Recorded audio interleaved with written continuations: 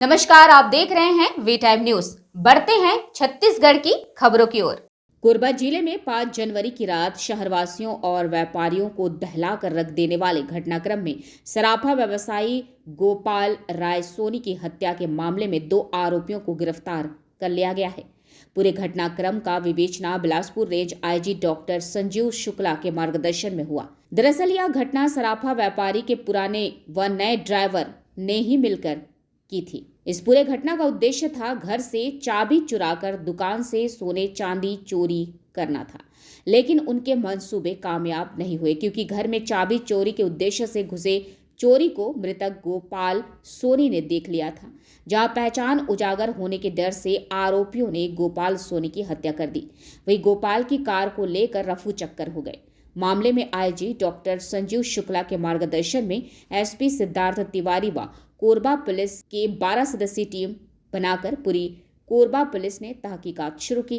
वही चुनौतीपूर्ण अंधे कत्ल की गुत्थी को सुलझाने में पुलिस कामयाब रही, जहां उन्हीं के दोनों ड्राइवर ही हत्या के आरोपी रहे, जिन्हें गिरफ्तार किया गया, जिसमें एक और आरोपी शामिल है जो कि फरार है। वही पुलिस अधीक्षक ने मामले में खुलासा करते हुए प्रेस वार्ता की। व्यापारी थे गोपाल राय सोनी जी, उनकी हत्या सूचना हमको मिली थी। ये एक संयुक्त रूप से अंधा मामला था, ब्लाइंड मर्डर था, और इसके अंदर किसने इस घटना को अंजाम दिया, किस उद्देश्य से इस घटना को अंजाम दिया, ये सभी जो तथ्य थे जब घटनास्थल पे पुलिस पहुंची उस वक्त इसके बारे में कोई भी सुराग नहीं मिल रहा था, परंतु सतत विवेचना करते हुए साइंटिफिक एविडेंस की मदद लेते हुए इस मामले के अंदर अभी 2 आरोपियों को गिरफ्तार कर लिया है। उन्होंने जो घटना में अपनी संलिप्तता को कबूला है और उनके पास से जो लूटा हुआ मोबाइल था जो कि मृतक की पत्नी का है वो रिकवर कर लिया गया है। गाड़ी को पहले ही लाल घाट के पास से रिकवर कर लिया गया था और एक अन्य आरोपी जो कि गोपाल राय सोनी का जो वर्तमान ड्राइवर है आकाशपुरी गोस्वामी, उनका बड़ा भाई जो है वो अभी फरार है। उसके लिए लगातार हम प्रयास कर रहे हैं, उसको जल्द ही गिरफ्तार करेंगे। इस पूरे मामले के अंदर हमारी पूरी कोरबा पुलिस, सभी अधिकारी, सभी हमारे एडिशनल एसपी साहब, सीएसपी साहब, सीएसपी कोरबा और 80 अधिकारी कर्मचारियों ने इसको लगातार इसमें मेहनत करी और वरिष्ठ अधिकारियों का, चाहे वो हमारे आईजी सर हों, अन्य वरिष्ठ अधिकारी हों, उनका सतत मार्गदर्शन और सहयोग हमको मिलता रहा। इसके लिए हम आरोपियों तक कैसे पहुंचा? इसकी मैंने आपको बताया, इसमें लगभग 350 CCTV camera, forensic evidence, human intelligence, technical evidence, इन सबको समाहित करके परत दर परत किस तरह से ये एक किसकी क्या संलिप्तता है, इस तक हम ये पहुँचे।